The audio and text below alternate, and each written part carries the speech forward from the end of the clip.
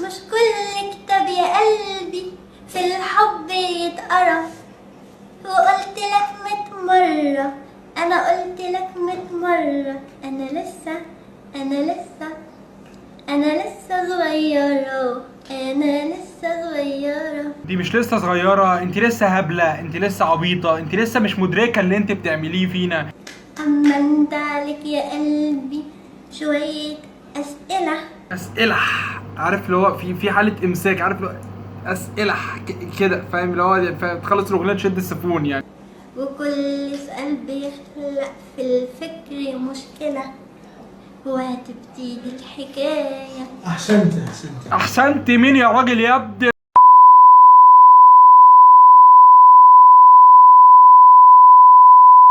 طب اقول لك حاجه، الهي يقعد لك في عيالك، الهي بنتك تطلع كده يا اخي. هو في ايه يا جماعه؟ يعني هو انت مزوق علينا يعني؟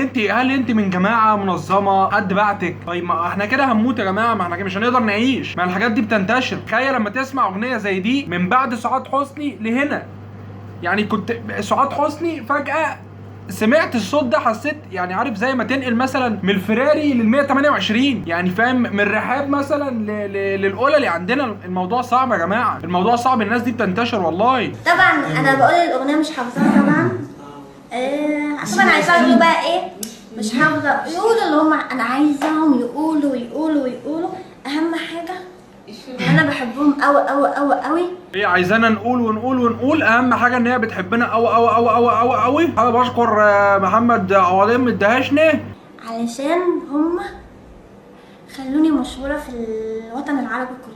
شهرناك. انا بتاسف لك اللي احنا شهرناكي، والله العظيم كانت تتقطع دي كده قبل ما تشير حاجه، والله العظيم يعني. مش عارف. طب نعمل ايه طيب؟ طب نجيب فيروسول يعني؟ هل دي علاجها فيروسول؟ طب ولا طب انت عايزه مننا ايه؟ ها يعني انت خلفه خلاص ضاعت، خلاص مش هنعرف بعد اللي احنا شفناه ده، مش هنعرف نخلف. عايزه مننا ايه تاني؟